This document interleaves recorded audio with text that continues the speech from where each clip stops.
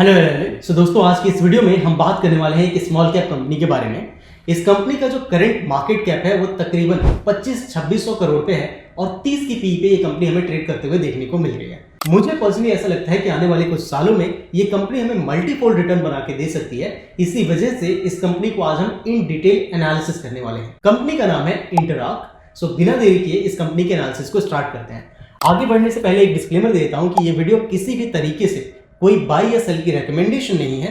मैं बस आपको इस पूरे इंडस्ट्री, इस सेक्टर और इस कंपनी के बारे में समझाने की कोशिश कर रहा हूं। इंटरआर्क प्री इंजीनियर्ड स्टील के बिल्डिंग से कंस्ट्रक्शन का काम करती है। तो इस वीडियो में आगे बढ़ने से पहले एक बार हमें यह समझना पड़ेगा कि ये जो प्री इंजीनियर्ड बिल्डिंग्स हैं ये हमारे ट्रेडिशनल बिल्डिंग से अलग कैसे हैं और रोजमर्रा के जीवन में हमारी लाइफ को ईजी कैसे करती हैं। इस पूरे प्री इंजीनियर्ड बिल्डिंग वाला जो सेगमेंट है इसको मैं आपको एक लेमन लैंग्वेज में एक एग्जांपल के थ्रू समझाता हूं ताकि हम दोनों को समझने और समझाने में इजी हो। थोड़ी देर के लिए आप इमेजिन करो कि ब्लिंकिट के मेन मालिक आप हो। नाउ ब्लिंकिट का जो मेन फीचर है वो क्या है, किसी भी सामान को अगर किसी कस्टमर ने ऑर्डर किया तो 15 मिनट के अंदर में उसको डिलीवरी मिल जानी चाहिए। आप सोच के देखो, 15 मिनट की डिलीवरी सिर्फ और सिर्फ तभी पॉसिबल है जब लगभग हर एरिया में ब्लिंकिट का अपना एक वेयरहाउस है जहां पे वो सामान को स्टोर कर रहा है। जैसे ही ऑर्डर आता है डिलीवरी पार्टनर सामान को पिक करता है और वो कस्टमर को डिलीवर कर देता है।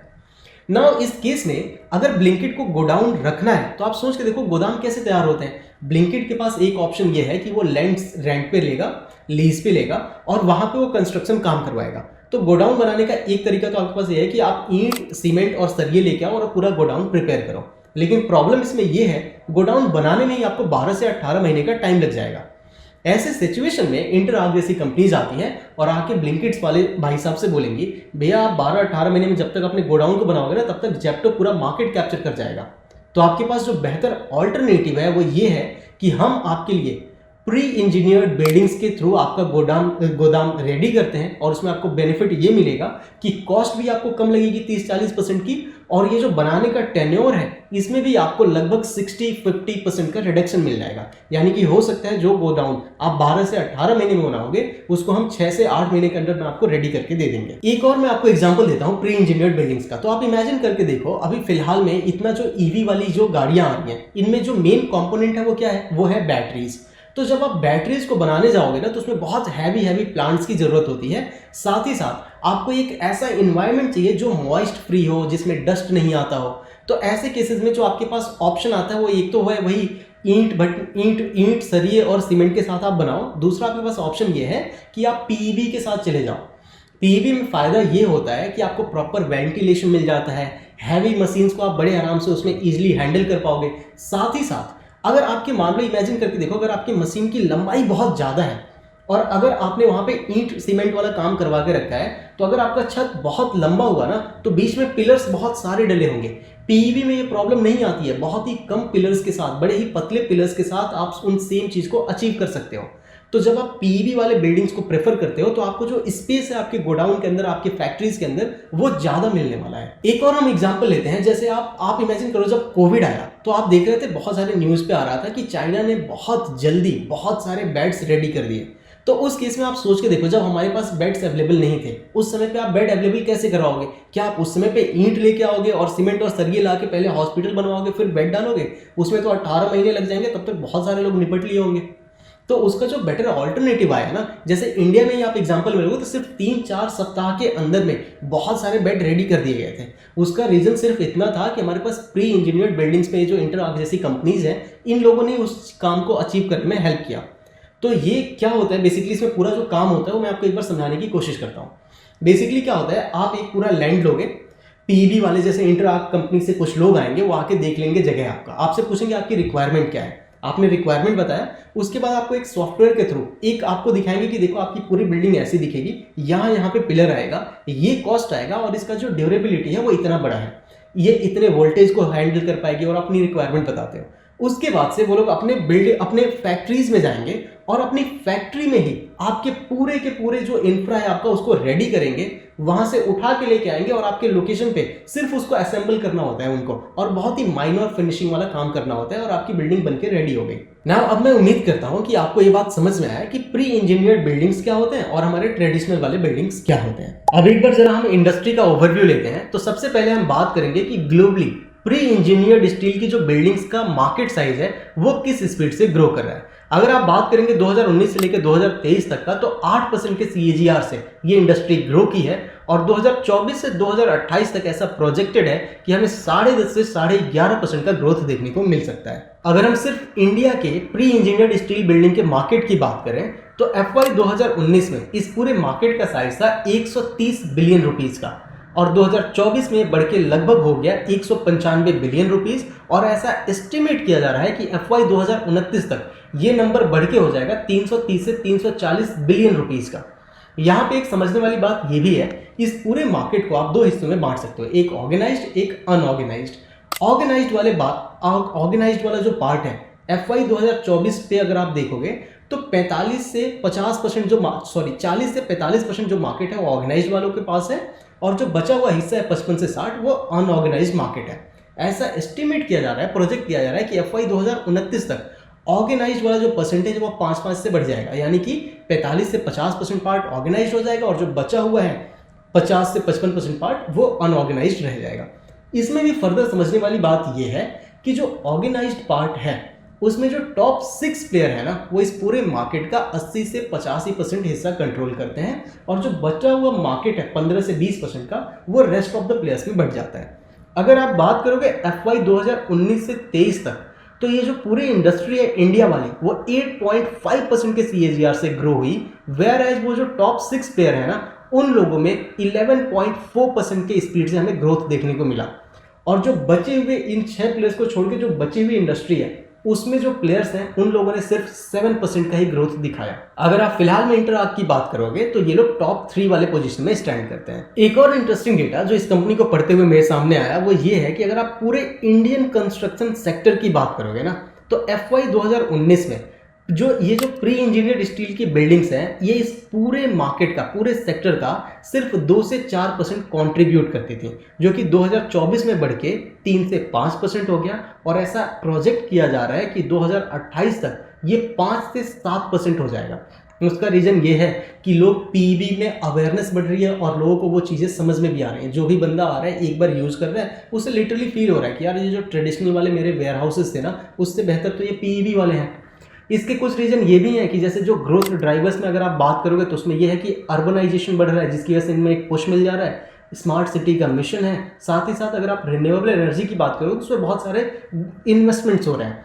अब ये जो रिन्यूएबल एनर्जी वाला है थोड़ा सा मैं एक्सप्लेन करता हूँ। जैसे मान लो कि कोई सोलर वाली कंपनी है तो वो लोग इस वाले पे ही स्विच कर रहे हैं। उसका रीज़न ये है कि ये ज़्यादा पॉकेट फ्रेंडली है, बहुत जल्दी इनके जो फैक्ट्रीज हैं, जो प्लांट्स हैं वो रेडी हो जाते हैं और साथ ही साथ जैसा इन्वायरमेंट चाहिए वो वाला ईजिली आप इस वाले में PEB वाले बिल्डिंग्स में अचीव कर सकते हो। साथ ही साथ वेयर हाउसिंग्स पे भी अगर आप बात करोगे तो स्पेंडिंग्स बढ़ रही हैं, जैसे डेटा सेंटर्स हैं या फिर ब्लिंकिट के लिए अपने डार्क स्टोर्स हैं, तो उसमें ये जो PEB वाले स्टील वाले बिल्डिंग्स हैं ये जल्दी बन जाते हैं, पॉकेट फ्रेंडली हैं, वेयर हाउसेज में आपको स्पेस ज़्यादा मिलती है, तो लोग इसकी तरफ ज़्यादा इसको अडॉप्ट कर रहे हैं। तो मेरे हिसाब से एक बढ़िया वैल्यू माइग्रेशन हो रहा है यहाँ से यहाँ पे, यानी कि ट्रेडिशनल वाले बिल्डिंग से प्री इंजीनियर्ड बिल्डिंग्स में। अगर आप गवर्नमेंट के भी इनिशिएटिव्स की बात करेंगे तो बहुत सारे गवर्नमेंट के इनिशिएटिव्स आ रहे हैं जो इस पूरे ही वाले इंडस्ट्री को पुश कर रहे हैं। जैसे कि अगर आप बात कर लो चाहे PLI स्कीम्स की, चाहे प्रधानमंत्री आवास योजना की या फिर नेशनल स्टील पॉलिसी की, क्योंकि इसमें स्टील यूज हो रहा है, या फिर अगर आप NIP की बात कर लो, ऐसे भी और भी कुछ पॉलिसीज हैं जिनकी वजह से ये पूरा का पूरा जो सेगमेंट है ना उसमें एक ग्रोथ का ड्राइवर देखने को मिल जा रहा है, एक टेलविंड मिल जा रही है। अब हम बात करते हैं कंपनी स्पेसिफिक यानी कि सिर्फ इंटरआर्क के बारे में और मुझे ये कंपनी क्यों अच्छी लग रही है। देखो, जब से इनका IPO आया, IPO प्राइस से ऊपर ये कंपनी ट्रेड कर रही है और मुझे लगता नहीं है कि इसे नीचे आना चाहिए। अगर आप इसमें जो मुझे सबसे अच्छी बात लगी वो ये है कि इनके पास एक स्ट्रॉन्ग ऑर्डर बुक ऑलरेडी पड़ा हुआ है तकरीबन 1200 करोड़ का। साथ ही साथ इनका रिपीट रेट काफ़ी अच्छा है। अगर आप बात करोगे 2022 में तो इनका रिपीट रेट था 59% का, 2023 में 80 एंड 2024 में 81। मुझे बेसिकली ये देखना था कि क्या एक कस्टमर जो इनसे एक बार सर्विस लेता है क्या वो दूसरी बार भी ले रहा है या फिर नहीं ले रहा है। अगर दूसरी बार नहीं ले रहा है मतलब हो सकता है कि ये लोग जो सर्विस दे रहे हैं वो सेटिस्फैक्ट्री नहीं है। अगर आप क्लाइंट्स की बात करोगे तो काफ़ी अच्छे अच्छे क्लाइंट्स का नाम है, जैसे कि आदित्य बिरला का ग्रासिम, चाहे बर्जर ने इन लोगों से एक काम करवाया था, ऐसे ही एडवर्ब टेक्नोलॉजी का है और ऐसे ही बहुत सारी और कंपनीज हैं जिनके लिस्ट यहाँ पे मैं एक बार डाल दूंगा। अगर हम इनके मैन्युफैक्चरिंग फैसिलिटीज़ की बात करें तो एक पंतनगर में है जो कि 2005 में लगी, किचा में एक है जो कि 2008 में लगी, और तमिलनाडु में 2 फैसिलिटीज़ हैं, एक 2007 में सेटअप हुई, एक 2009 में, और आंध्र प्रदेश में अभी रिसेंट में 2024 जो कंपनी ने आईपीओ से पैसे उठाए उसी के थ्रू इसको इन्होंने फंड किया है। तो 2024 में आंध्र प्रदेश में एक 20,000 का जो एमटीपीए की कैपेसिटी के साथ इन्होंने एक नई मैन्युफैक्चरिंग यूनिट लगाई हुई है। साथ ही साथ आंध्र प्रदेश में ये लोग एक और मैन्युफैक्चरिंग प्लांट डाल रहे हैं जिसके जो इंस्टॉल्ड कैपेसिटी है वो 40,000 की है। जून 2025 तक ऐसा एक्सपेक्टेड है कि वो ऑपरेशनल हो जाएगा, और उसके बाद जो इनकी टोटल कैपेसिटी होगी ना वो 2 लाख एमटीपीए की हो जाएगी। तो अगर आप इसके साथ ही साथ गुजरात में भी ये लोग एक फैसिलिटी प्लान कर रहे हैं। तो इस पूरे इंडस्ट्री में अगर आप देखोगे ना तो जितने भी कस्टमर्स इनको ऑर्डर दे रहे हैं सबका एक ही डिमांड है कि यार हमें एएसएपी अपनी जो फैसिलिटी है, अपनी जो भी हम यूनिट अपना प्लांट लगाना चाहते हैं वो रेडी चाहिए। तो उसमें आपको ज़्यादा से ज़्यादा मैन्युफैक्चरिंग फैसिलिटीज़ डालनी ही पड़ेंगी ताकि सारे लोगों को आप टाइमली प्रोजेक्ट्स को डिलीवर कर पाओ। कुछ और फाइनेंशियल नंबर्स देखने के लिए यहाँ पे मैंने ओपन किया हुआ है स्क्रीनर। तो अगर हम फिलहाल में बात करें तो इस कंपनी का मार्केट कैप है लगभग 2600 करोड़ का, 30 की पी पे कंपनी ट्रेड कर रही है।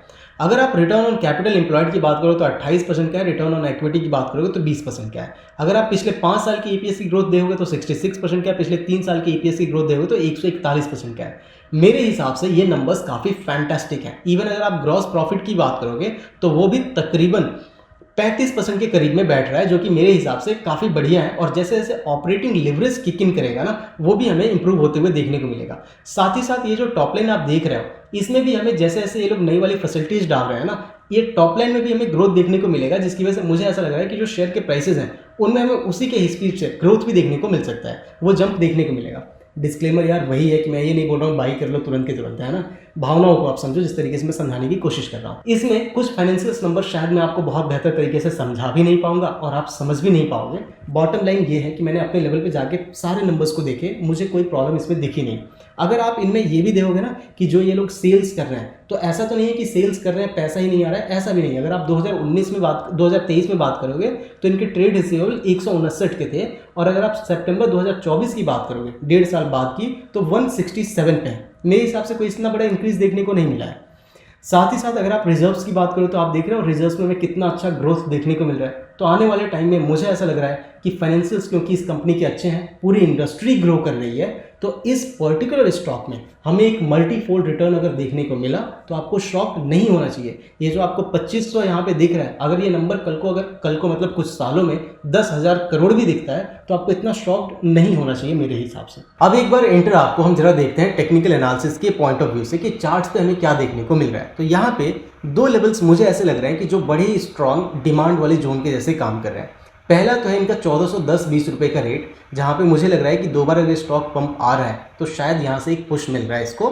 अगर इस वाले लेवल को ये तोड़ता है तो ये 1120-30 का लेवल हमें बड़े आराम से देखने को मिल सकता है। और मेरे हिसाब से 1120-30 वाला जो रेट है ना वो काफ़ी अट्रैक्टिव एक प्राइस है इस स्टॉक में अगर आपको एंट्री लेना है तो। एक डिस्क्लेमर दे देता हूँ, बहुत सारे लोगों के कमेंट्स आते हैं कि यार प्लीज़ आप इसमें टेक्निकल एनालिसिस भी ऐड कर दिया करो, जिसकी वजह से मैं इस चार्ट को आपका एनालिसिस करके अपने पॉइंट ऑफ व्यूज़ दे रहा हूँ।